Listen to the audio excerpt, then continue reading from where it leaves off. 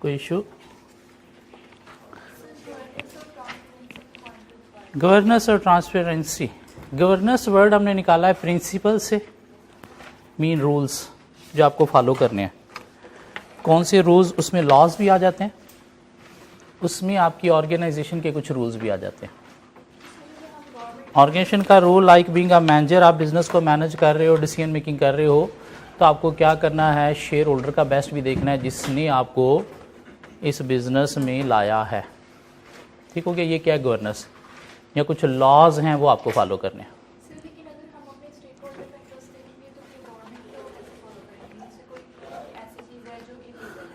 एक चीज़ होती है कारपोरेट गवर्नेंस।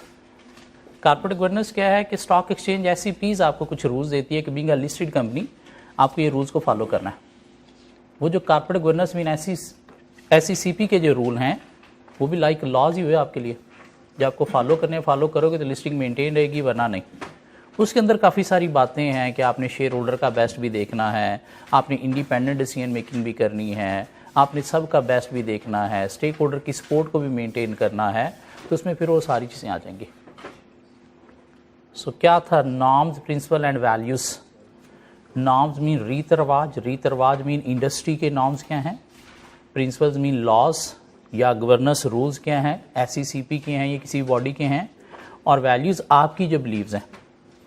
और हमारी बिलीव्स क्या हैं कि हमें ऑनेस्टी शो करनी है, हमें प्रोफेशनल बिहेवियर शो करना है, हमें अपना वर्क इन्फ्लुएंस भी नहीं करना, उसी के अंदर इंडिपेंडेंस भी आ जाएगी।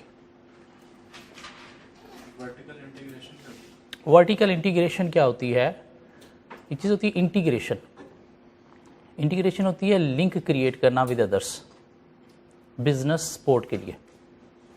सप्लायर के साथ अगर आप कोई लिंक क्रिएट कर रहे हो या अपने इंटरमीडिएट के साथ कोई लिंक क्रिएट कर रहे हो तो ये होती है वर्टिकल इंटीग्रेशन, ये लाइन। ठीक है?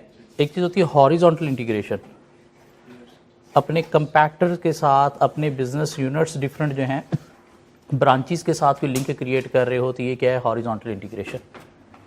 वर्टिकल सप्लायर या इंटरमीडिएट के साथ, और हॉरिजॉन्टल आपके लेवल पे जो अदर्स हैं, आपके लेवल पे आपके अदर ब्रांचेस हैं या आपके कंपैक्टर्स हैं, उनके साथ रिलेशन मेंटेन करना। Same level activities like different departments के बीच में क्रिएट करना, वो भी हॉरिजॉन्टल है। लेकिन अपने से पीछे कौन है? सप्लायर, और अपने से आगे कौन है? इंटरमीडिएट, जिसके थ्रू आप चीज़ें बेचते हो, इनके साथ रिलेशन क्रिएट करना वर्टिकल इंटीग्रेशन। इंटीग्रेशन का टॉपिक मेरे ख्याल से नहीं है हमारे सिलेबस में, CFAP में जाके पढ़ोगे आप, टेस्ट के आंसर में वर्ड होगा।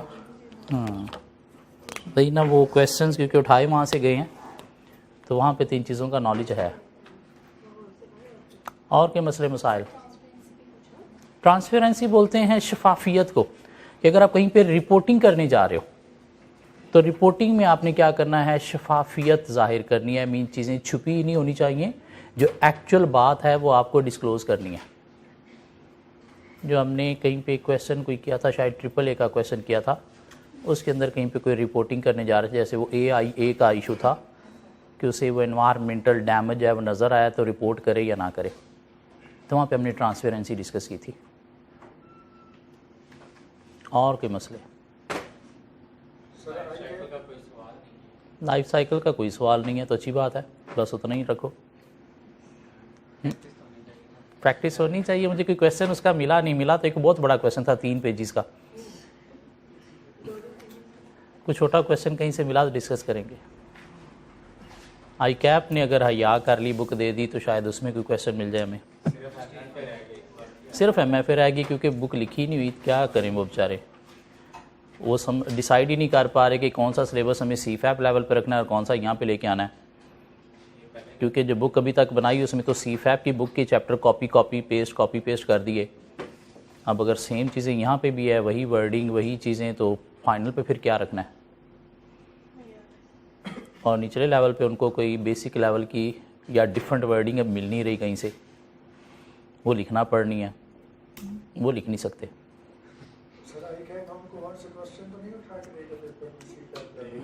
तो मैं आपको कहाँ से क्वेश्चन दे रहा हूँ? नहीं, रेलेवेंट होंगी, इरेलेवेंट चीज़ें नहीं होंगी। सो उम्मीद है शायद कमिंग वीक में हमारी बुक भी आ जाए। कैसी होगी वो तो आने के बाद पता चलेगा, लेकिन नहीं भी है तुम्हारी बुक हमारे पास है। सो लेक्चर नंबर 21 पढ़ रहे थे हम कैप 6, जिसका शायद कुछ लोगों ने पर्चा भी दिया होगा, मैनेजरियल एंड फाइनेंशियल एनालिसिस। और कोई मैनेजरियल एनालिसिस की हम बातें कर रहे थे, external analysis, internal analysis, ethical decision making. और इसके अंदर ही एक्सटर्नल एनालिसिस में जब टेक्नोलॉजिकल फैक्टर्स की बात आई तो आई कैप को पता नहीं क्या हुआ, उन्होंने आईटी का भी काफ़ी सारा पोर्शन इसके अंदर इंक्लूड कर दिया कि जब टेक्नोलॉजिकल फैक्टर में टेक्नोलॉजी पढ़ ही रहे हैं तो इनको सारी की सारी आईटी भी पढ़ा दी जाए। और उस आईटी में हम एक टॉपिक कवर कर रहे थे, आईटी कंट्रोल्स, जिसको CIS controls, CIS stands for computer information system. Computer information system में जितने भी IS यूज़ हो रहे हैं उनके ऊपर क्या कंट्रोल्स होने चाहिए। सो आईटी कंट्रोल्स की हमने देखा था जी कुछ दो टाइप्स हैं, जनरल आईटी कंट्रोल्स और application or processing controls. General IT controls और application or processing controls.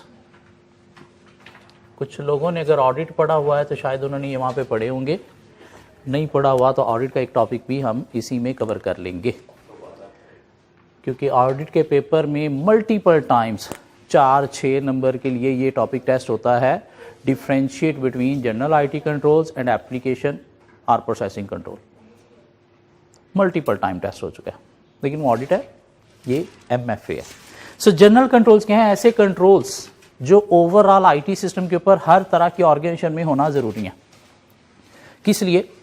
IT system को मैनेज कंट्रोल करने के लिए। और जनरल कंट्रोल्स की आगे फर्दर दो टाइप्स हैं, system development controls. System development controls का मतलब क्या है कि सिस्टम को डेवलप करते वक्त, बनाते वक्त आपने किन बातों का ख्याल करना है। और दूसरे क्या थे? ऑर्गेनाइजेशनल और एडमिनिस्ट्रेटिव कंट्रोल्स, जो ऑर्गेनाइजेशन की एडमिनिस्ट्रेशन को लगाने हैं miss use of IT system को रोकने के लिए। और सिस्टम डेवलपमेंट कंट्रोल्स में किन बातों का ख्याल करना है कि कोई भी सिस्टम आप बनाने जा रहे हो तो टॉप लेवल मैनेजमेंट से अप्रूवल लेनी है। कैसे अप्रूवल लेनी है? सिस्टम की इंपॉर्टेंस ऑब्जेक्टिव बताते हुए कि क्यों हमें ये सिस्टम चाहिए। कैसे आपने अप्रूवल लेनी है कि यही सिस्टम पे हम क्यों जा रहे हैं, अदर क्या ऑप्शंस हैं, हमारा मसला इसी से ही कैसे बेस्ट वे में रिजॉल्व हो सकता है। मीन एक सिस्टम नहीं, मल्टीपल आपने ऑप्शंस के थ्रू कंसीडर करना है कि कौन सा सिस्टम आपको यूज़ करना चाहिए। लाइक अकाउंटिंग के लिए आपके पास पीएचडी भी है, अकाउंटिंग के लिए टैली भी एक सॉफ्टवेयर है, अकाउंटिंग MS एक्सेल के थ्रू भी की जा सकती है, अकाउंटिंग के लिए ओरेकल भी है, SAP SAP भी है। और दुनिया मूव हो रही है कि सिर्फ SAP SAP की तरफ या ओरेकल की तरफ। पीएचडी टैली छोटे सॉफ्टवेयर हैं, तो अगर आपने SAP या ओरेकल यूज़ किया है तो टॉप लेवल मैनेजमेंट से अप्रूवल लेते वक्त आप बताओगे कि यही क्यों हम यूज़ करने जा रहे हैं। उसके बाद क्या करना है कि कोई भी सिस्टम आप बना रहे हो तो उसका कोई ना कोई पेपर वर्क भी करना चाहिए। क्यों? To make future changes easily, ताकि फ्यूचर चेंजेस को इजीली इनकॉर्पोरेट किया जा सके। फिर आपने कोई भी सिस्टम बनाया है तो उसको यूज़ करने से पहले क्या करना है? डमी ट्रांजैक्शंस परफॉर्म करके उसकी टेस्टिंग करनी है, ताकि उसके अंदर अगर कोई एरर्स हैं, बग्स हैं तो उसे रिमूव किया जा सके। उसके बाद आपने क्या करना है? सिस्टम की इम्प्लीमेंटेशन। लेकिन इम्प्लीमेंटेशन नया सिस्टम है तो कैसे होगी? Through user training. क्यों? यूज़र को अगर ट्रेन नहीं किया तो फिर भी काम प्रॉपर्ली परफॉर्म नहीं होंगे, ह्यूमन एरर के इशू आ सकते हैं। फिर आपने क्या करना है? सिस्टम अगर है तो उसका रेगुलर बेसिस पे रिव्यू एंड मॉनिटरिंग भी होना चाहिए। क्यों? ताकि इंश्योर किया जा सके कि सिस्टम जो है वो प्रॉपर्ली वर्क परफॉर्म कर रहा है। रेगुलर बेसिस पे इसका रिव्यू होना चाहिए। उसके लिए आपको अपना कोई आईटी स्टाफ रखना चाहिए, आईटी डिपार्टमेंट बनाना चाहिए जो इस सिस्टम को चेक करे ताकि इसके अंदर कोई इश्यूज आ रहे हैं तो साथ साथ उसे रिजॉल्व करता रहे। ये जो रिव्यू एंड मॉनिटरिंग है सिस्टम की, इसको आईटी ऑडिट का नाम भी दिया जाता है। आईटी ऑडिट मीन आप आईटी डिपार्टमेंट में कोई स्टाफ रखोगे जो रेगुलर बेसिस पे आपके सिस्टम को रिव्यू करेगा, मॉनिटर करेगा, चेक करता रहेगा, और अगर इसके अंदर कोई एरर्स आ रहे हैं, कोई बग्स आ रहे हैं, कोई मसले, कोई रिस्क आ रहे हैं तो वो हाईलाइट करके मैनेजमेंट को रिपोर्ट करेगा। ना सिर्फ मसले, उनकी इम्प्लीकेशन भी बताएगा कि मसला क्यों हमारे लिए मसला है, मीन इससे नुकसान क्या हो सकता है, और साथ क्या करेगा वो बंदा रिकमेंडेशन भी देगा कि इन वीकनेसेस को, इन मसले को कैसे रिजॉल्व किया जा सकता है। तो आईटी ऑडिट के थ्रू क्या होना है, आईटी सिस्टम के इश्यूज आइडेंटिफाई होंगे, उनकी इम्प्लीकेशन साथ एक्सप्लेन की जाएंगी, और साथ क्या किया जाएगा, उनके ऊपर रिकमेंडेशन दी जाएंगी कि कैसे इनको रिजॉल्व किया जा सकता है। सिस्टम डेवलपमेंट कंट्रोल में अगर हम सिस्टम में कोई अमेंडमेंट्स कर रहे हैं, अमेंडमेंट्स का मतलब क्या है, चेंजेस कर रहे हैं, तो वो चेंजेस भी क्या होनी चाहिए, ऑथोराइज्ड होनी चाहिए, डॉक्यूमेंटेड होनी चाहिए, टेस्टेड होनी चाहिए, यूज़र की ट्रेनिंग होनी चाहिए, और वो भी रिव्यू मॉनिटर होनी चाहिए कि प्रॉपर्ली वर्क कर रही है नहीं कर रही। ऑर्गेनाइजेशन या एडमिनिस्ट्रेटिव कंट्रोल्स क्या हैं, इंटेग्रिटी ऑफ हार्डवेयर के हार्डवेयर का ऑनेस्ट यूजेज होना चाहिए, और हार्डवेयर का ऑनेस्ट यूजेज करने के लिए ऑर्गेनाइजेशन के अंदर ओवर हार्डवेयर क्या होने चाहिए, कुछ फिजिकल कंट्रोल्स होने चाहिए। फिजिकल कंट्रोल्स क्या क्या हो सकते हैं, CCTV cameras, lock room, security guards, wire lock, brief case, ये क्या है, staff search, staff search mean staff अंदर जा रहा है, बाहर आ रहा है तो उसकी सर्च करो। स्टाफ एक्सेस टाइमिंग होनी चाहिए कि कब कब आप इस रूम में एक्सेस कर सकते हो। इवन स्टाफ एक्सेस भी डिफाइन होनी चाहिए कि कौन कौन से लोग सिस्टम वाले रूम में एंटर हो सकते हैं। कुछ 4-5 की अगर एग्जामिनर लिस्ट पूछ रहे तो हम लिख सकते हैं फिजिकल कंट्रोल्स क्या है। इसके अलावा क्या करना है, integrity of software, mean hardware का नहीं सिर्फ सॉफ्टवेयर का भी मस्ट यूजेज होना चाहिए ताकि गलत बंदे, गंदे लोग जो हैं वो सॉफ्टवेयर को एक्सेस करके फ्रॉड ना कर सकें। और उसके लिए क्या होने चाहिए, पासवर्ड होने चाहिए, पासवर्ड के बिना जो है वो सॉफ्टवेयर की एक्सेस नहीं होनी चाहिए, और रिस्ट्रिक्टेड लॉगिन आईडी होनी चाहिए ताकि हर बंदा अपने से रिलेटेड फाइल्स को ही एक्सेस करे, दूसरे डिपार्टमेंट की फाइल को एक्सेस ना कर सके।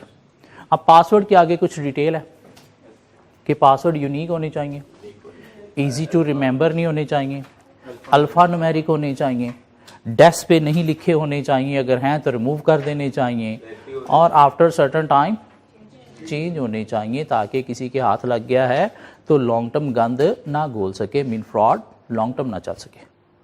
इसके अलावा हमें क्या करना है, segregation of duty. Segregation of duties का मतलब क्या है कि सिस्टम को बनाने वाले लोग और होने चाहिए, इसको चलाने वाले लोग और होने चाहिए, और इसमें चेंजेस करने वाले लोग और होने चाहिए। अगर वही बंदा जो बना रहा है, चेंजेस कर रहा है, वही इसे चला रहा है, तो उसके लिए डिज़ाइन को चेंज करके फ्रॉड करना इजी होगा। तो इसलिए सिस्टम को डेवलप और ऑपरेट करने वाले सेपरेट डिपार्टमेंट या सेपरेट पीपल होने चाहिए।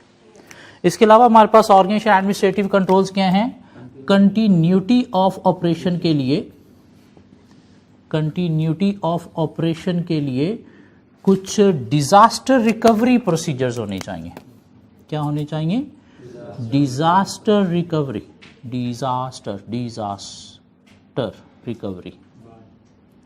क्या डिजास्टर रिकवरी होनी चाहिए, बैकअप्स सबसे पहले होने चाहिए, और वो बैकअप्स क्या होने चाहिए, ऑनलाइन नहीं ऑफलाइन स्टोरेज में होने चाहिए। क्यों, अगर ऑनलाइन में है तो वो भी वैसे ही इफेक्ट होंगे जैसे आपका सिस्टम इफेक्ट हो रहा है। इसके अलावा क्या होने चाहिए, एंटीवायरस होने चाहिए। एंटीवायरस को ही फायरवॉल्स भी बोला जाता है। डिफरेंस क्या है कि एंटीवायरस जस्ट सॉफ्टवेयर है, जबकि फायरवॉल्स में सॉफ्टवेयर के साथ साथ हार्डवेयर भी आ जाता है। इसके अलावा क्या होनी चाहिए, इंश्योरेंस अरेंजमेंट होनी चाहिए, ताकि अगर सिस्टम फायर के थ्रू, इलेक्ट्रिसिटी के थ्रू डिस्ट्रॉय हो गया है तो हैवी कॉस्ट अगर आप बेयर नहीं कर सकते तो इंश्योरेंस कंपनी से रिकवर करके आप अपने ऑपरेशंस को कंटिन्यू रख सकते हो। इसके अलावा क्या होने चाहिए? कॉन्ट्रैक्ट विथ अदर ऑर्गेनाइजेशन होने चाहिए सपोर्ट पर्पस के लिए। किसके साथ? कंपैक्टर्स के साथ या ऐसी ऑर्गेनाइजेशन जो सिमिलर सिस्टम चला रही है, ताकि आपके सिस्टम में कोई मसला आ जाता है तो आप उनके सिस्टम की कॉपी लेके अपने ऑपरेशंस को आगे कंटिन्यू कर सको। इसके अलावा क्या होने चाहिए? सर्विस एग्रीमेंट होने चाहिए। सर्विस एग्रीमेंट इन अगर आपके पास अपना आईटी डिपार्टमेंट नहीं है, अपना आईटी स्टाफ नहीं है रिव्यू मॉनिटर के लिए, तो आप किसी आईटी फर्म्स के साथ एग्रीमेंट कर सकते हो, जहां से एक बंदा वीकली बेसिस पे या मंथली बेसिस पे आएगा, आपके सिस्टम को चेक करेगा, उसके अंदर कोई मसले आ रहे हैं तो रिजॉल्व करने में आपको हेल्प देगा। ये क्या है? Service agreement with other IT firms. इसके अलावा क्या होने चाहिए? सिस्टम लॉग होने चाहिए। क्या होने चाहिए? System log. सिस्टम लॉग क्या है? एक फाइल होती है सिस्टम के अंदर, सॉफ्टवेयर के अंदर, जो क्या करती है? सिस्टम की जितनी भी एक्सेस है, सिस्टम की जितनी भी चेंजेस, मॉडिफिकेशन या डिलीशन है, उसको रिकॉर्ड करती है। मीन कब कब सिस्टम को किस बंदे ने कैसे एक्सेस किया, किस टाइम पे एक्सेस किया, उसने क्या चेंजेस की, क्या कोई चीज़ ऐड की सिस्टम में, क्या कोई चीज़ डिलीट की, उस सारी चीज़ों का रिकॉर्ड एक फाइल में सिस्टम रखता है। उस फाइल को नाम देता है सिस्टम लॉग का, जिससे अगर कोई अनऑथोराइज्ड पर्सन ने सिस्टम को एक्सेस किया है तो वो चीज़ें आइडेंटिफाई की जा सकती हैं। क्यों? पता चल जाएगा कि किस पासवर्ड के थ्रू सिस्टम को किस डेट टाइम पे एक्सेस करके क्या चेंजेस की गई हैं। किस लिए? डिजास्टर रिकवरी के लिए, कि अगर पासवर्ड चोरी हो गया और सिस्टम में फ्रॉड हो गया और वो पासवर्ड सिर्फ एक बंदे के पास ही था और वो मान नहीं रहा कि मैं ये काम कर सकता हूँ, तो फिर सिस्टम लॉग फाइल से आप देखोगे कि कब ये काम हुआ है, किस पासवर्ड के थ्रू हुआ है, हाँ बाकी वो बंदा कौन था, सीसीटीवी कैमरा से भी आइडेंटिफाई किया जा सकता है कौन एंटर हुआ था उस टाइम पे। सो ये क्या है? कुछ जनरल कंट्रोल्स जो over IT system her type की ऑर्गेनाइजेशन में होना ज़रूरी है। इसके बाद हम चलेंगे एप्लीकेशन और प्रोसेसिंग कंट्रोल्स में, जिसकी आगे फर्दर दो टाइप्स हैं। Input of data controls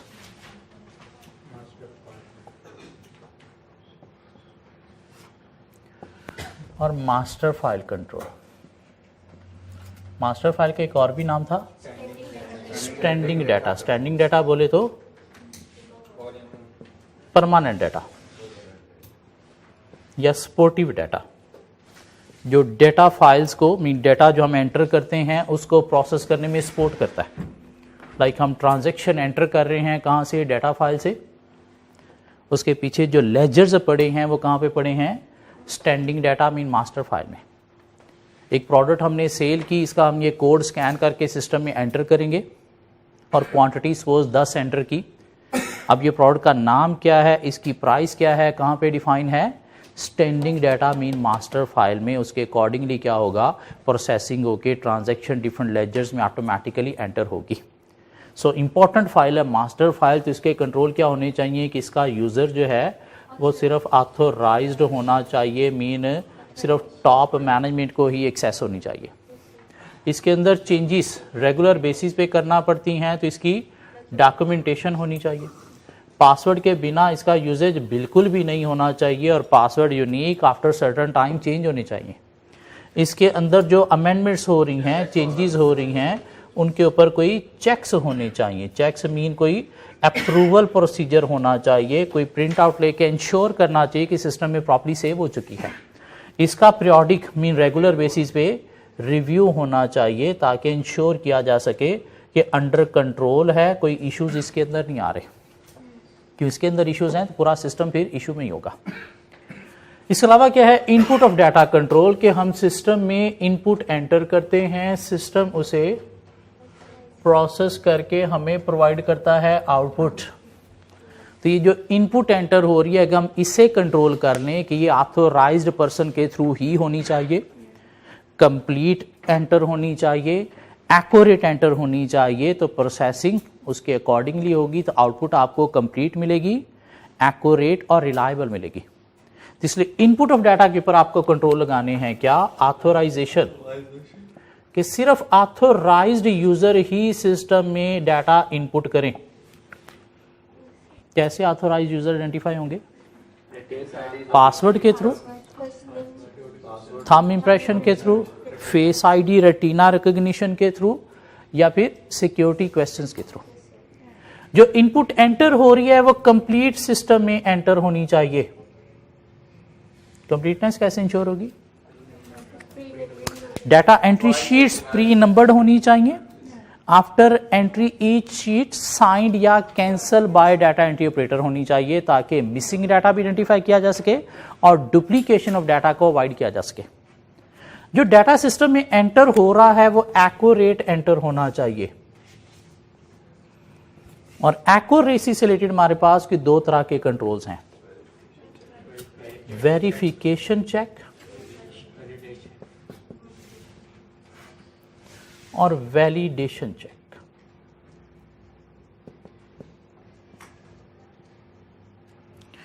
verification check क्या है कि सेम डाटा सिस्टम में ट्वाइस एंटर होना चाहिए बाय टू डिफरेंट ऑपरेटर्स, और सिस्टम को क्या करना चाहिए, उसे कंपेयर करके देखना चाहिए if same accept any one and process it, if both datas are not same then reject it. क्यों?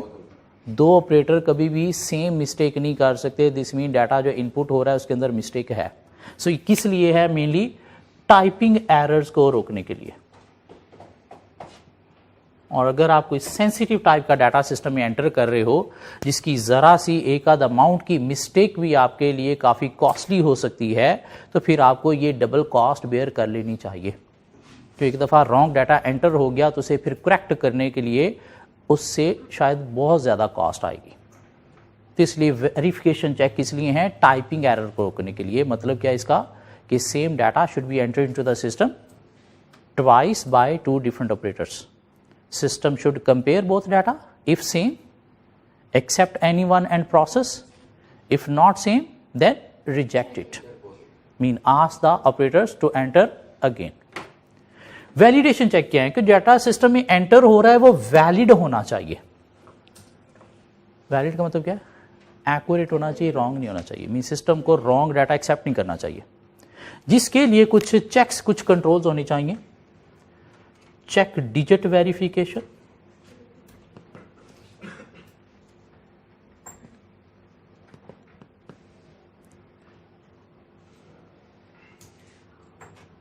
एग्जिस्टेंस चेक,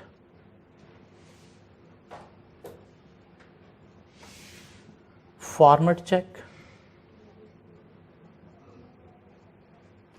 रेंज चेक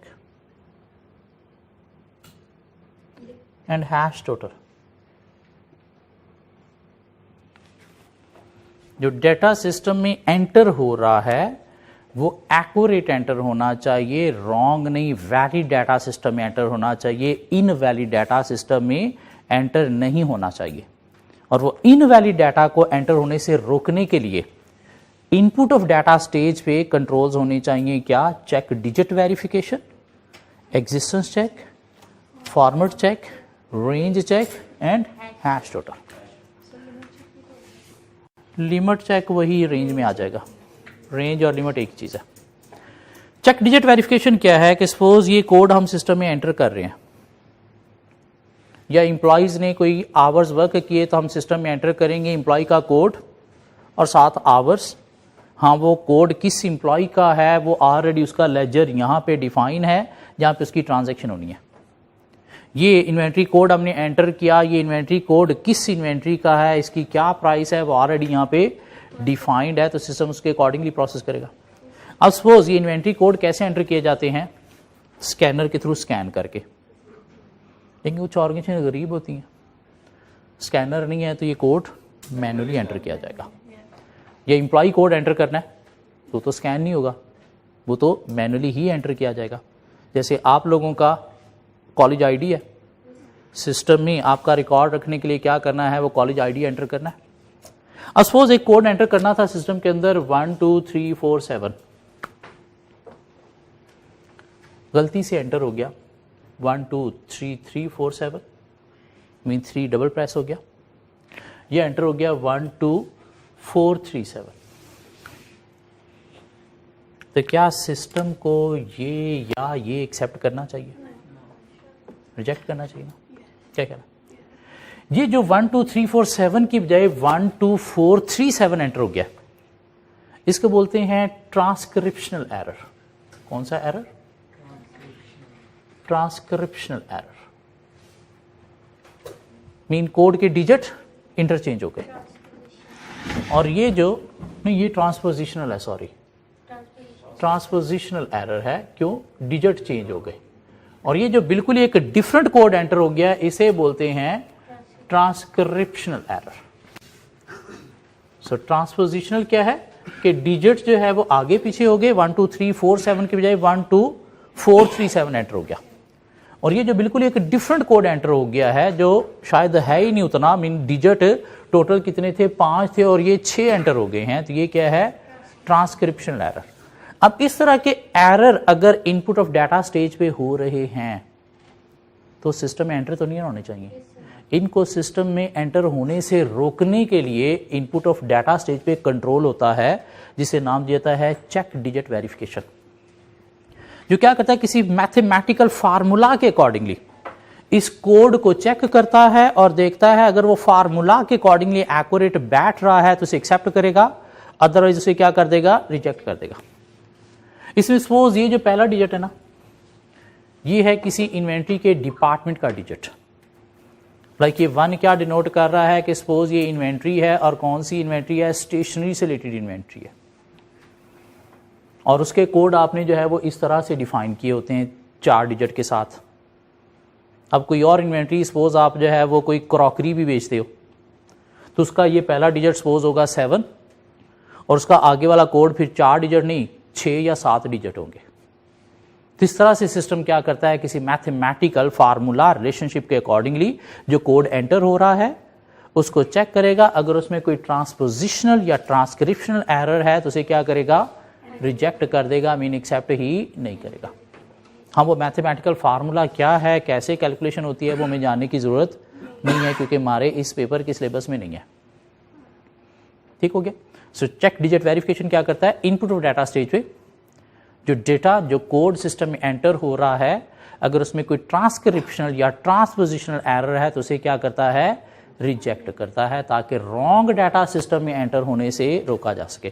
क्यों? वो रॉन्ग एंटर हो गया तो प्रोसेसिंग पता नहीं क्या होगी, तो आउटपुट हमें कभी भी एक्यूरेट नहीं मिलेगी। इनपुट ऑफ डाटा स्टेज पे एक और कंट्रोल होना चाहिए, एग्जिस्टेंस चेक। आपने कोड एंटर किया 1 2 3 4 7, जेन्युइन कोड है ये, दिस मीन इससे रिलेटेड कोई प्रोडक्ट सिस्टम में डिफाइन होगी, तो सिस्टम क्या करेगा? इसे एक्सेप्ट करके ट्रांजैक्शन परफॉर्म कर देगा।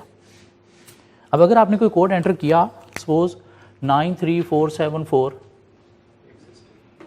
और इससे रिलेटेड सिस्टम के अंदर कोई चीज डिफाइंड है ही नहीं, तो क्या सिस्टम को एक्सेप्ट करना चाहिए?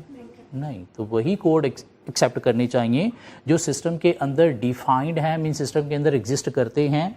अगर कोई कोड सिस्टम के अंदर डिफाइंड ही नहीं है, एग्जिस्ट करता ही नहीं है, तो उसको भी सिस्टम को क्या करना चाहिए? रिजेक्ट करना चाहिए। क्यों? अगर ये एक्सेप्ट कर लिया तो पता नहीं किस इन्वेंट्री के साथ इसको एसोसिएट करके पता नहीं क्या प्राइस बना के पता नहीं क्या ट्रांजैक्शन परफॉर्म हो जाएगी, तो उससे फिर आउटपुट आपको एक्यूरेट नहीं मिलेगी। तो एग्जिस्टेंस चेक क्या करेगा? नॉन एग्जिस्टेंस डाटा या non defined data into the system को रिजेक्ट करेगा, जबकि चेक डिजिट वेरिफिकेशन ट्रांसक्रिप्शनल या ट्रांसपोजिशनल एरर्स इन द डाटा को रिजेक्ट करेगा। इस तरह से इनपुट ऑफ डाटा स्टेज पे एक कंट्रोल होना चाहिए, फॉर्मेट चेक। फॉर्मेट चेक क्या है कि कंप्यूटर में डाटा एंटर करते वक्त डिफरेंट फील्ड्स में हमें डिफरेंट फॉर्मेट का डाटा एंटर करना होता है। लाइक कहीं पे हमें अल्फाबेटिक डाटा एंटर करना होता है, कहीं पे हमें न्यूमेरिक डाटा एंटर करना होता है, कहीं पे हमें अल्फा न्यूमेरिक डाटा एंटर करना होता है। और जहां पे अल्फाबेटिक डाटा एंटर करना है, अगर गलती से वहां पे कोई नंबर एंटर हो गया तो क्या सिस्टम को एक्सेप्ट करना चाहिए? नहीं। वो सिस्टम कैसे रिजेक्ट करेगा? फॉर्मेट चेक के थ्रू। लाइक हमने नेम की फील्ड में जो है डाटा एंटर करना है, नेम क्या होते हैं? अल्फाबेटिक। नेम में नंबर नहीं आता। अच्छू 302, हसीना 420, बॉन्ड 007, ये सिर्फ फिल्मी नाम है, हकीकत में ये एग्जिस्ट नहीं करते। ये जहाँ पे अल्फाबेटिक डाटा एंटर करना है, गलती से वहाँ पे 7302 420 एंटर हो गया तो सिस्टम को एक्सेप्ट नहीं करना चाहिए, रिजेक्ट करना चाहिए। कैसे?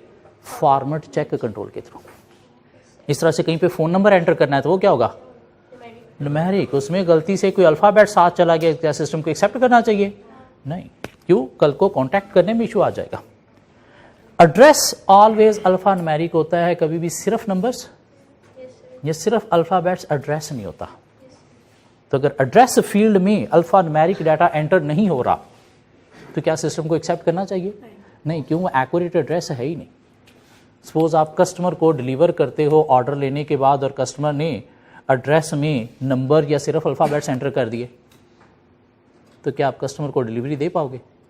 नहीं। क्यों? वो एड्रेस एक्यूरेट है ही नहीं। तो वहाँ पे अगर अल्फ़ा न्यूमेरिक डाटा नहीं है तो फिर आपने एक्सेप्ट नहीं करना। तो इनपुट ऑफ डाटा स्टेज पे जो रॉन्ग डाटा एंटर हो रहा है उसको रोकने के लिए अगर कोई ट्रांसक्रिप्शनल ट्रांसपोजिशनल एरर वाला डाटा है तो उसको रिजेक्ट करने के लिए check digit verification, non defined data into the system को रिजेक्ट करने के लिए एग्जिस्टेंस चेक, और पर्टिकुलर फील्ड में रॉन्ग फॉर्मेट का डाटा एंटर होने से रोकने के लिए फॉर्मेट चेक होने चाहिए। इस तरह से इनपुट ऑफ डाटा स्टेज पे कुछ रेंज चेक कंट्रोल भी होने चाहिए। रेंज चेक क्या है? कि कुछ जगहों पे आपने एक पर्टिकुलर लिमिट या रेंज का डाटा जो है वो एंटर करना होता है। सपोज आपकी कंपनी का रूल है कि एक एम्प्लॉय एक वीक में मैक्सिमम 50 आवर्स ही काम कर सकता है, इससे ज़्यादा नहीं कर सकता। और बाहर के कंट्रीज में ऐसे होता है। क्यों? कहते हैं 50 घंटे एक वीक में काम करके बंदा इतना को नुचड़ चुका होता है कि इससे ज़्यादा इसे काम करवाएंगे तो ये शायद लॉन्ग टर्म नहीं चल सकेगा। क्यों? इसके हेल्थ इश्यूज आना शुरू हो जाएंगे, इससे ये बीमार होना शुरू हो जाएगा। क्यों? इसे आराम भी चाहिए, 50 घंटे के अलावा इसे आराम भी चाहिए। क्यों? ये इंसान है, मशीन, जानवर नहीं है, बल्कि जानवर को भी आराम चाहिए, ये तो फिर बंदा है। तो आपका रूल है कि एक पर्सन मैक्सिमम 50 आवर्स काम करेगा। अब अगर सिस्टम में किसी पर्सन के 50 आवर्स से ज़्यादा आवर्स एंटर हो रहे हैं तो क्या सिस्टम को एक्सेप्ट करना चाहिए? नहीं। ये क्या है? रेंज या लिमिट चेक के थ्रू ऐसा डाटा रिजेक्ट किया जाएगा। और ये कब होगा? जब कोई एम्प्लॉय हो सकता है सिस्टम का पासवर्ड चोरी करके सिस्टम को एक्सेस कर रहा है ताकि मैं अपनी आवर्स जो हैं वो ज़्यादा एंटर कर दूँ। या आपकी कंपनी का रूल है कि हम एवरी ईयर एनुअल इंक्रीमेंट देंगे, और कितना इंक्रीमेंट देंगे? 10% as compare to previous year. अब अगर किसी एम्प्लॉय का 10% से ज़्यादा इंक्रीमेंट एंटर हो रहा है तो क्या सिस्टम को एक्सेप्ट करना चाहिए? नहीं। रिजेक्ट करना चाहिए। किसके थ्रू? रेंज या लिमिट चेक के थ्रू। या सपोज आप बेचते हो रैकेट्स टेबल टेनिस बैडमिंटन वाले, और ऑनलाइन बेचते हो वेबसाइट के थ्रू। अब किसी कस्टमर ने अगर रैकेट्स बाय करने हैं तो कितने बाय करेगा? 1, 2 या डबल भी खेलना है तो 4, इससे ज़्यादा तो नहीं। क्या ख्याल है? कस्टमर है तो उसने बाय करने हैं तो 1, 2 या 4। अब अगर किसी कस्टमर से ऑर्डर प्लेस करते हुए गलती से 2 की बजाय डबल 2 प्रेस हो गया, 22 प्रेस हो गया, और आपने 22 रैकेट का ऑर्डर एक्सेप्ट करके 22 उसे डिलीवर किए, वो क्या कहेगा? मैंने तो 2 ऑर्डर किए हैं, बाकी 20 वापस आएंगे। उसकी जाने की डिलीवरी कॉस्ट भी आपको बेयर करना पड़ी, वापसी की डिलीवरी कॉस्ट भी बेयर करना पड़ी। क्या ख्याल है? तो अगर इनपुट ऑफ डाटा स्टेज पे ऐसा कोई लिमिट चेक हो कि कस्टमर 1, 2 या 4 का डाटा एंटर करे तो सिस्टम एक्सेप्ट करे, इससे ज़्यादा का अगर एंटर हो रहा है तो सिस्टम एक दफ़ा कंफर्म करे, are you sure want to place order for 22 rackets. क्या ख्याल है? ताकि कस्टमर एक दफ़ा चेक कर ले, अगर गलती भी हो गई है, out of limit data enter हो गया है, तो ये क्या है? लिमिट या रेंज चेक, जो out of range out of limit data को सिस्टम में एंटर होने से रोकेगा ताकि उसके बाद वाले आने वाले मसलों को अवॉइड किया जा सके। सो इनपुट ऑफ डाटा स्टेज पे टाइपिंग एरर को रोकने के लिए वेरिफिकेशन चेक, रॉन्ग डाटा जो सिस्टम में एंटर हो रहा है उसमें अगर कोई ट्रांसक्रिप्शनल ट्रांसपोजिशनल एरर है तो उसको रिजेक्ट करने के लिए check digit verification, non defined data into the system को रिजेक्ट करने के लिए एग्जिस्टेंस चेक, पर्टिकुलर फील्ड में रॉन्ग फॉर्मेट का डाटा एंटर होने से रोकने के लिए format check, out of range out of limit data system में एंटर होने से रोकने के लिए रेंज या लिमिट चेक। और इनपुट ऑफ डाटा स्टेज पे एक हैश टोटल कंट्रोल भी होना चाहिए। हैश क्या होता है? इस साइन को हैश बोलते हैं, जिसको नंबर साइन भी बोला जाता है। ये समटाइम हम डिफरेंट ऑनलाइन कोई फॉर्म शाम फिल कर रहे हो जिसमें कोई 8-10 फील्ड्स का हमने डाटा एंटर करना है। किसी एक फील्ड का अगर हम डाटा एंटर करना भूल जाएं और हम प्रोसीड करें या नेक्स्ट करें तो वो आगे नहीं चलता पेज। उस चीज़ को हमें हाईलाइट कर देता है कि पहले ए फिल कर। वो कैसे हाईलाइट करता है? इस हैश टोटल के थ्रू कि total number of field suppose 10 का डाटा रिक्वायर है, तो अगर आपने 10 का एंटर नहीं किया तो क्या सिस्टम को एक्सेप्ट करके आगे चलना चाहिए? नहीं, तो सिस्टम वहीं पे रुक जाएगा। क्यों? आपने जो डाटा एंटर किया है वो कंप्लीट नहीं है, ये एक्यूरेट नहीं है। क्यों? जितनी इंफॉर्मेशन हमें चाहिए उतनी अभी तक हमें मिली नहीं है। तो वो कैसे कंट्रोल किया जाएगा? हैश टोटल के थ्रू। लाइक कोई फॉर्म फिल करते वक्त आपको 10 फील्ड का डाटा चाहिए या एक बंदे की कोई 7 इंफॉर्मेशन चाहिए, और जब तक वो 7 इंफॉर्मेशन पुट नहीं कर देता आपको डाटा एक्सेप्ट करके आगे प्रोसीड नहीं करना चाहिए, रिजेक्ट करना चाहिए। और वो कैसे रिजेक्ट होगा? Through hash total. So input of data stage पे क्या कंट्रोल होने चाहिए? इनपुट ऑथोराइज यूजर के थ्रू एंटर होनी चाहिए। ऑथोराइज यूजर सिस्टम को आइडेंटिफाई करना चाहिए, आइदर पासवर्ड के थ्रू, आइदर थंब इंप्रेशन के through, face ID, retina recognition, या फिर सिक्योरिटी क्वेश्चन के थ्रू। डाटा कंप्लीट एंटर होना चाहिए, उसके लिए शीट्स प्री नंबर्ड होनी चाहिए। After entry each sheet sign होनी चाहिए प्री नंबर, ताकि मिसिंग डाटा को आइडेंटिफाई किया जा सके। साइन के थ्रू डुप्लीकेशन ऑफ डाटा को रोका जा सके। और जो डाटा एंटर हो रहा है वो एक्यूरेट एंटर होना चाहिए, रॉन्ग नहीं। हाँ, उसमें टाइपिंग एरर को रोकने के लिए verification check, mean same data 2 दफा एंटर होना चाहिए बाय 2 डिफरेंट ऑपरेटर्स। और रॉन्ग डाटा को, इनवैलिड डाटा को एंटर होने से रोकने के लिए वैलिडेशन चेक। और वैलिडेशन चेक्स क्या हैं? ट्रांसक्रिप्शनल, ट्रांसपोजिशनल एरर्स को रोकने के लिए check digit verification, non defined data into the system को रोकने के लिए existence check, wrong format data को अवॉइड करने के लिए format check, out of limit, out of range data system में एंटर होने से रोकने के लिए रेंज चेक, और मिसिंग फील्ड का डाटा सिस्टम में एंटर होने से रोकने के लिए हैश टोटल, ताकि कंप्लीट फील्ड जितनी आपको डाटा चाहिए वो सारी ही इनपुट होके आगे प्रोसेस हो। सो आईटी कंट्रोल्स की 2 टाइप्स हैं। जनरल आईटी कंट्रोल्स जो ओवरऑल आईटी सिस्टम पे होना जरूरी है मिस यूज ऑफ सिस्टम को रोकने के लिए। मिस यूज ऑफ सिस्टम को रोकने के लिए, वो मिस यूज ऑफ सिस्टम के लिए नहीं है, वो मेनली प्रोसेसिंग या इनपुट के एरर्स को रोकने के लिए।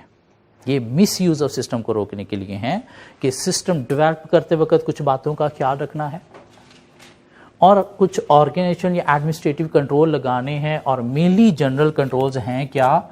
ये हैं मेनली जनरल कंट्रोल्स जो मिस यूज ऑफ सिस्टम को रोकने के लिए आपको लगाने हैं। ये आपकी ना तो MFA की बुक में मिलेंगे ना ही ऑडिट की बुक में मिलेंगे। ठीक है, ऑडिट में है लेकिन इतनी डिटेल में इस तरह से नहीं है, सिस्टम डेवलपमेंट के हेड के साथ नहीं है। हाँ, ये बातें की गई हैं लेकिन इस तरह से एज ए सेपरेट हेड नहीं है, लेकिन इनका नॉलेज होना चाहिए। हाँ, इसके अंदर से एक टर्म भी हमें मिल गई, आईटी ऑडिट। इस आईटी ऑडिट के अंदर ही एक चीज आती है जिसे नाम दिया जाता है एक्सेप्शन रिपोर्टिंग का। एक्सेप्शन रिपोर्टिंग, एक्सेप्शन रिपोर्टिंग क्या है कि रेगुलर बेसिस पे आईटी सिस्टम का रिव्यू करके क्या करना? आइडेंटिफाई करना risk in the IT system, mean weaknesses, मसले क्या हैं, और क्या करना? इम्प्लीकेशन उनकी देखना कि इन रिस्क का क्या मसला आ सकता है, क्या नुकसान इससे हो सकता है, और साथ क्या करना? रिकमेंडेशन देना कि कैसे इन रिस्क को अवॉइड किया जा सकता है। कौन करेगा ये? एक एप्रोप्रिएट पर्सन करेगा। और यही एक्सेप्शन रिपोर्टिंग क्या है? आईटी ऑडिट है। मीन एक पर्सन रेगुलर बेसिस पे आईटी सिस्टम का रिव्यू मॉनिटर करेगा और करके क्या करेगा? Exception reporting. Exception reporting mean वो इश्यूज आईटी सिस्टम के अंदर जो पहले कभी आइडेंटिफाई नहीं हुए थे, हाईलाइट नहीं हुए थे, उनको आइडेंटिफाई करना, उनकी इम्प्लीकेशन मीन उनके कंसीक्वेंसेस, उनका इम्पैक्ट देखना क्या हो सकता है सिस्टम पे या बिजनेस पे बुरा, और साथ क्या करना, रिकमेंडेशन देना कि कैसे इनको इंप्रूव किया जा सकता है। सिस्टम लॉग क्या था? सिस्टम लॉग क्या था? A file to record all the activities of the system. System log क्या है? एक फाइल है जिसके अंदर सिस्टम की एक्टिविटीज का रिकॉर्ड रखा जाता है। कौन सी एक्टिविटीज? सिस्टम की एक्सेस कब किसने की, सिस्टम में चेंजेस कब किसने की, सिस्टम में डिलीशन किसने कब की, सिस्टम में एडिशन कब किसने की, ताकि अगर कोई फ्रॉड्स हो रहे हैं तो उनको डिटेक्ट किया जा सके। और एप्लीकेशन ऑफ प्रोसेसिंग कंट्रोल क्या है? इनपुट ऑफ डाटा कंट्रोल्स हैं और हमारे पास कुछ मास्टर फाइल कंट्रोल हैं। कहते हैं एप्लीकेशन ऑफ प्रोसेसिंग कंट्रोल में कुछ प्रोसेसिंग कंट्रोल्स भी हैं।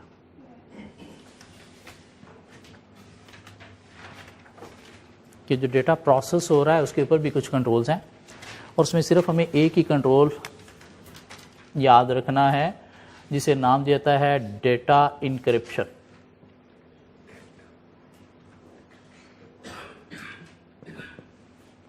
डेटा इंक्रिप्शन क्या है?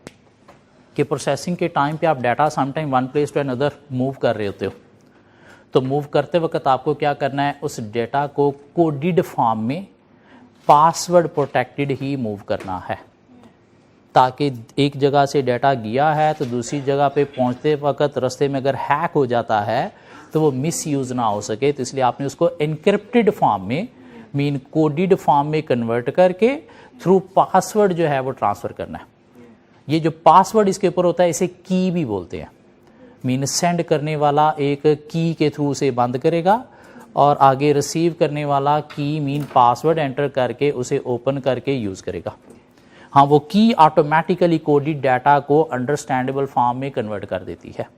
ठीक है, डाटा इंक्रिप्शन क्या कंट्रोल है? ये प्रोसेसिंग का कंट्रोल, कि वाइल प्रोसेसिंग डाटा मूव करना है वन प्लेस टू अनदर, तो आपने किस फॉर्म में करना है? कोडेड फॉर्म में। Coded form mean data encrypted form में आपने मूव करना है। सो ये कोई आईटी कंट्रोल्स का एरिया था हमारे पास। कुछ पेजेस शायद आपको,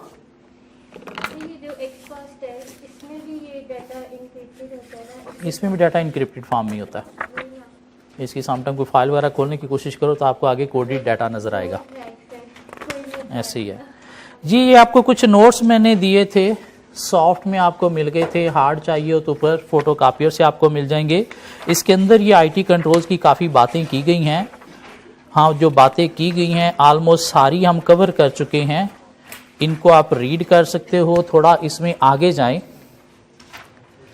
एंटीवायरस हमने कहा एक जनरल आईटी कंट्रोल है सिस्टम में वायरस को डिटेक्ट करने के लिए, या वायरस की तबाही को रोकने के लिए, या वायरस को रिमूव करने के लिए यूज होते हैं।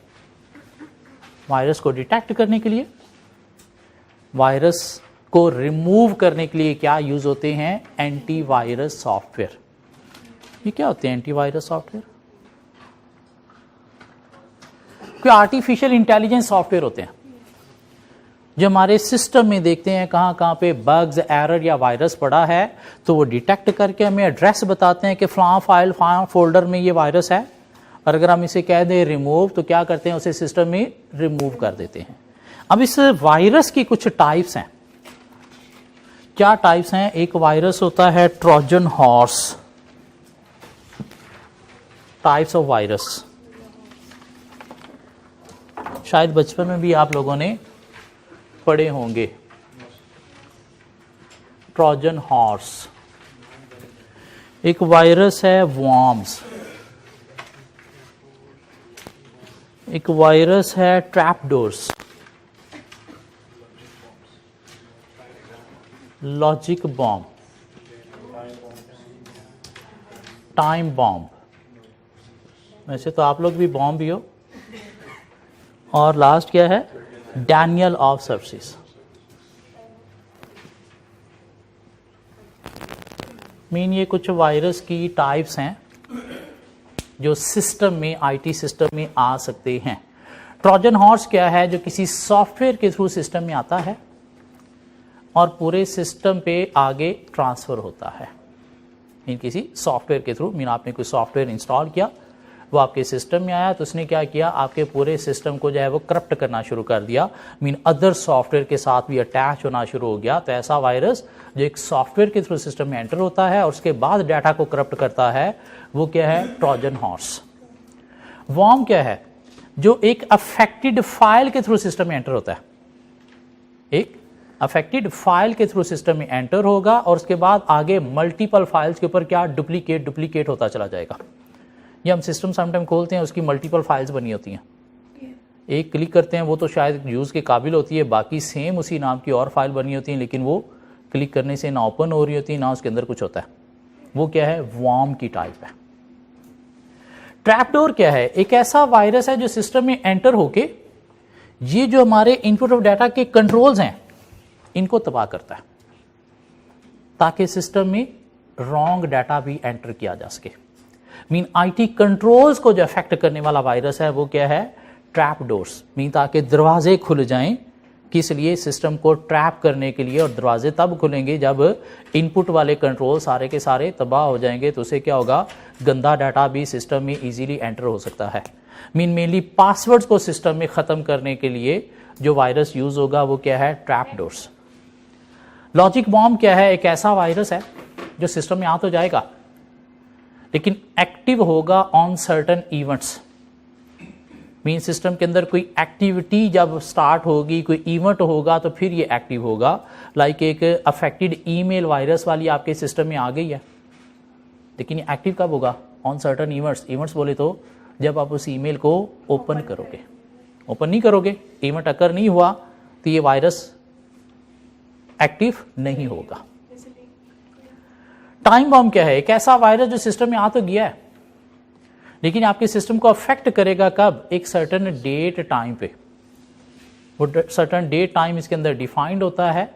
जैसे ही वो डेट टाइम आएगा, इसने क्या करना है, एक्टिव होके सिस्टम को करप्ट करना है। सो ट्रोजन हॉर्स सॉफ्टवेयर के थ्रू एंटर होके सिस्टम को करप्ट करता है। वॉर्म किसी अफेक्टेड फाइल के थ्रू सिस्टम में एंटर होके, किसी अफेक्टेड फाइल के थ्रू सिस्टम में एंटर होके सिस्टम को करप्ट करता है। लाइक एक सिस्टम में वायरस था, वहाँ की एक फाइल आपने यूएसबी में कॉपी करके अपने सिस्टम में लेके आए, तो उस फाइल के थ्रू वायरस आपके सिस्टम में आ गया, जिसने आपके सिस्टम को आगे फाइल की मल्टीपल कॉपीज बनाना शुरू कर दी। वो क्या है, वॉर्म। ट्रैपडोर एक ऐसा वायरस जो सिस्टम के इनपुट कंट्रोल्स को जो है वो एलिमिनेट करते हुए सिस्टम में रॉन्ग अनऑथराइज्ड एक्सेस को ईजी बनाता है।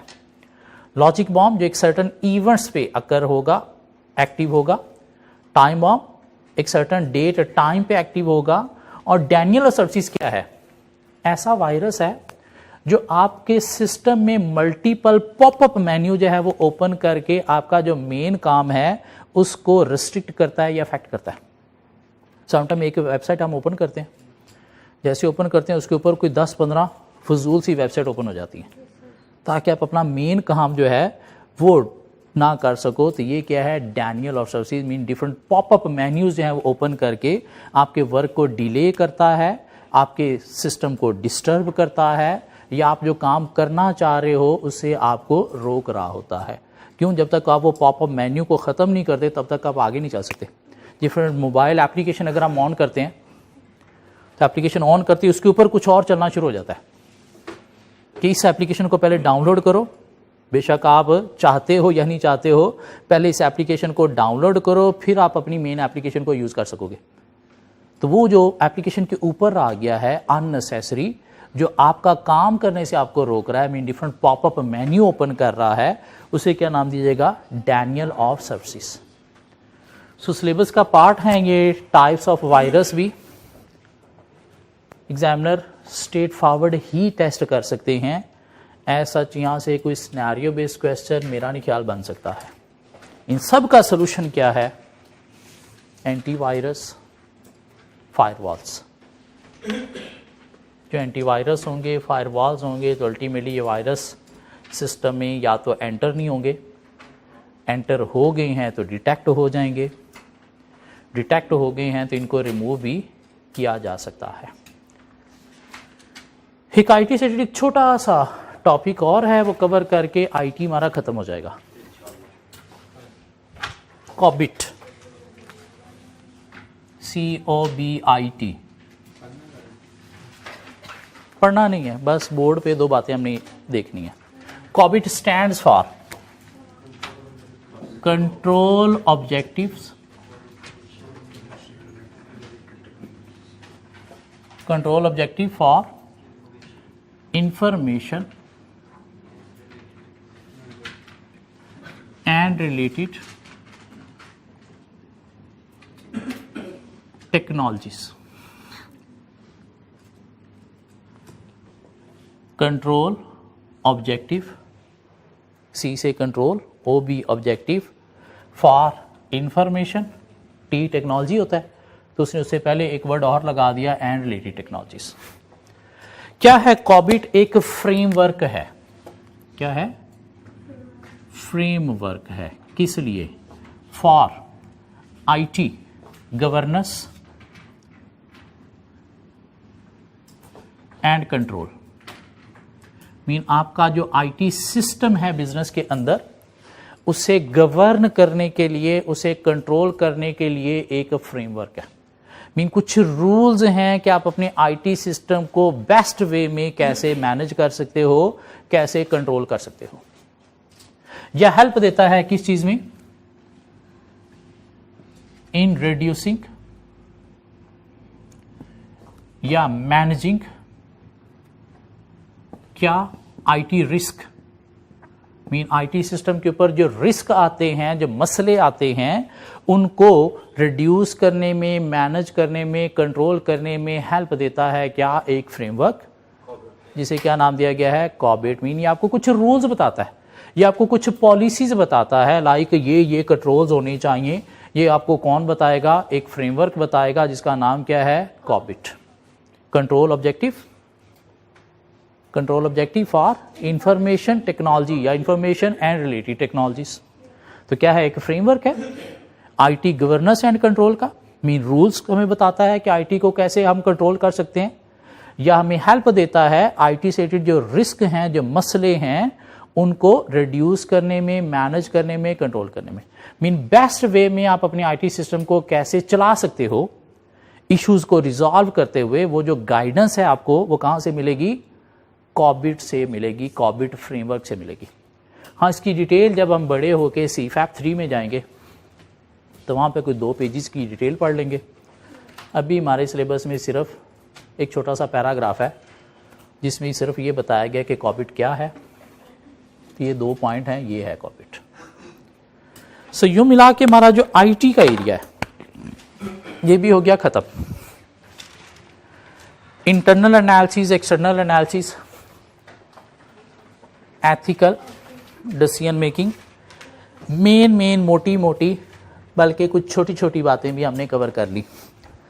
अभी भी कुछ छोटी छोटी बातें एक्सटर्नल एनालिसिस में और हैं, कोशिश करेंगे नेक्स्ट क्लास में वो कवर कर देंगे। तो उसके बाद हमारा ये मैनेजरियल एनालिसिस अभी तक जो हमारे पास चीज़ें थी उसके अकॉर्डिंगली कंप्लीट हो गया। ठीक हो गया। बाकी बुक आएगी ICAP, तो उसके बाद देखेंगे और अगर के अंदर चीज़ है तो वो देख लेंगे। अदरवाइज नेक्स्ट लेक्चर में हम अपना मैनेजरियल एनालिसिस कर लेंगे कंप्लीट, और उसके बाद हम मूव हो जाएंगे टुवर्ड्स फाइनेंशियल एनालिसिस। ठीक हो गया। जो चीज़ें लर्न करने वाली थी वो मैंने आपको पेजेस दे दिए आईटी से रिलेटेड। जिन चीज़ों का सिर्फ कॉन्सेप्ट चाहिए था वो हमने बोर्ड पे कॉन्सेप्ट कवर भी कर लिया, और उसके बाद मल्टीपल क्वेश्चंस हमने कवर कर लिए, उनके आपने टेस्ट भी दे दिए। और अगर वो क्वेश्चन जो हमने क्लास में कवर किए थे वो कवर करने के बाद आप टेस्ट देने गए हो तो टेस्ट मेरा नहीं ख्याल फेल हो सकता है। हाँ, वो क्वेश्चन कवर किए बिना टेस्ट में गए हो तो फिर टेस्ट मेरा नहीं ख्याल पास हो सकता है। इसलिए क्वेश्चन अगर हम कोई क्लास में कवर करते हैं तो आपके लिए इंपॉर्टेंट है उस क्वेश्चन को हाथ से अटेम्प्ट करना। कोई भी क्वेश्चन हम क्लास में कवर करते हैं तो क्वेश्चन आपने हाथ से अटेम्प्ट करना है। देखने में बड़ा आसान काम लग रहा, अच्छा ये स्ट्रेंथ है, ये वीकनेसेस, ये अपॉर्चुनिटी, ये थ्रेट्स है, चलो हो गया।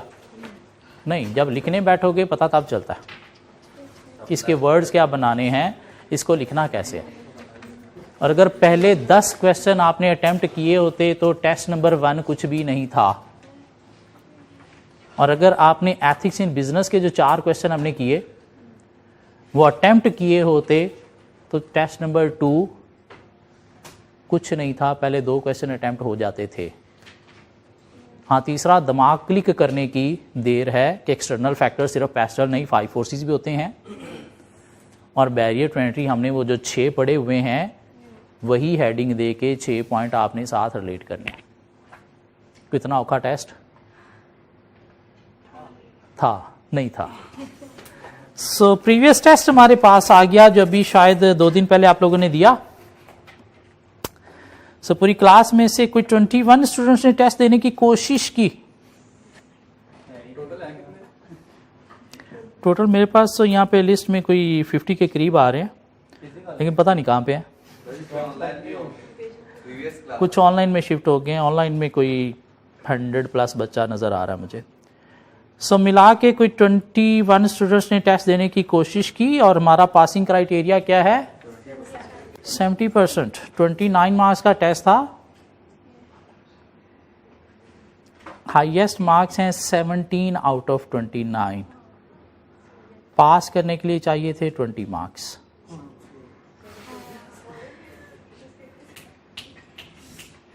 कोई स्टूडेंट पास नहीं कर सका ये टेस्ट, औखा टेस्ट था। चलें पासिंग क्राइटेरिया हम 50% पे ले आते हैं इस टेस्ट में, सिर्फ इस टेस्ट में। और 50% पे देखें तो पूरी क्लास में से निकले सिर्फ 4 स्टूडेंट। मतलब क्या हुआ कि सिर्फ 4 स्टूडेंट पढ़ रहे हैं रेगुलर बेसिस पे, बाकी अभी तक झक मार रहे हैं कि आई कैप ने बुक ही नहीं दी तो हमने क्या पढ़ना है, ये जो पढ़ा रहा है पता नहीं ये है भी या नहीं है, पता नहीं क्या किया जा रहा है, तो इसलिए जब बुक आएगी तब देखेंगे। ऐसी बात है ना, सिर्फ 4 को छोड़ के। आपको क्लास के अलावा डेली 1.5 घंटा जाके पढ़ना है। आज पढ़ने वाला कुछ नहीं है तो पिछला रिवाइज करना है। मीन 300 घंटे आपको ये पेपर पास करने के लिए इसी अटेम्प्ट में पढ़ना है। अगर वो 300 घंटे इस अटेम्प्ट में पूरे नहीं किए तो नेक्स्ट अटेम्प्ट में पूरे करके पेपर पास करना पड़ेगा। ये चीज़ अपने दिमाग में बिठा लो। 300 घंटे दिए बिना पेपर पास नहीं होगा। चीज़ें नहीं हैं, पहली दफ़ा दिमाग में उतनी अच्छी रिटेन नहीं होती, दूसरी दफ़ा और कॉन्सेप्ट क्लियर होते हैं। जैसे AAA टक्कर मॉडल पहली दफ़ा उतने अच्छे क्लियर नहीं हुए, दूसरी दफ़ा टेस्ट में बैठने से और चीज़ें रिफाइन हुई, क्लियर हुई। क्या कह रहा है? ट्रांसपेरेंसी, गवर्नेंस तब भी हमने पढ़ा था, लेकिन आज फिर हमें पूछना पड़ा क्यों? टेस्ट में आने से वो चीज़ें और जो हैं वो क्लियर हुई। तो इसलिए बार बार ये चीज़ें कवर करने से कॉन्सेप्ट अच्छे होंगे, अच्छी लर्निंग होगी, पेपर इजी पास किया जा सकेगा। अगर बार बार रिपीट नहीं करोगे, बस एक दफ़ा पढ़ लिया, तो कॉन्सेप्ट उतने अच्छे डेवलप नहीं होंगे। पेपर में जाके क्वेश्चन अटेम्प्ट करना आसान नहीं होगा। तो इसलिए अगर किसी दिन कोई चीज़ लर्न करने वाली नहीं है तो फिर भी आपने इस सब्जेक्ट का 1.5 घंटा इसे देना है। उस दिन पार्टी नहीं है, वो 1.5 घंटे में फिर क्या करना है? पिछला रिवाइज करना है।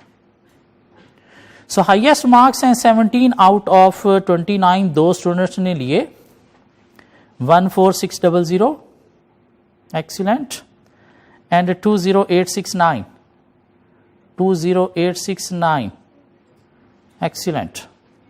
और 2 स्टूडेंट और जो पास कर सके 17063, गुड, एंड 12591, गुड।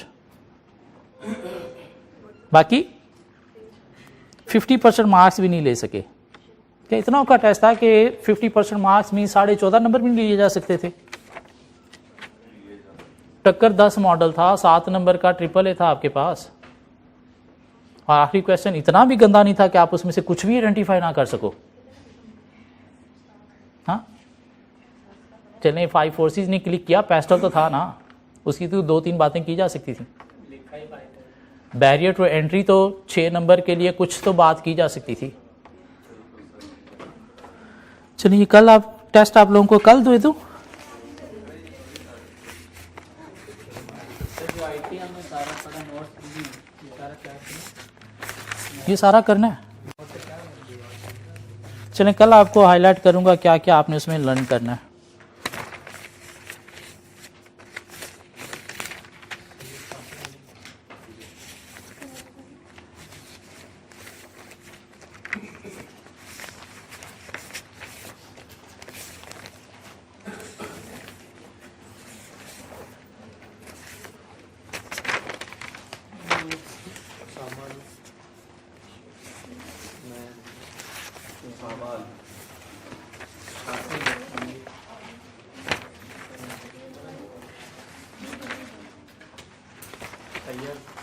सो मुझे जो मेल के नाम नज़र आए वो उधर मैंने दे दिए हैं, फीमेल वाले इधर दे दिए हैं। अब अगर किसी मेल का फीमेल वाला नाम है तो शायद इधर आ गया होगा।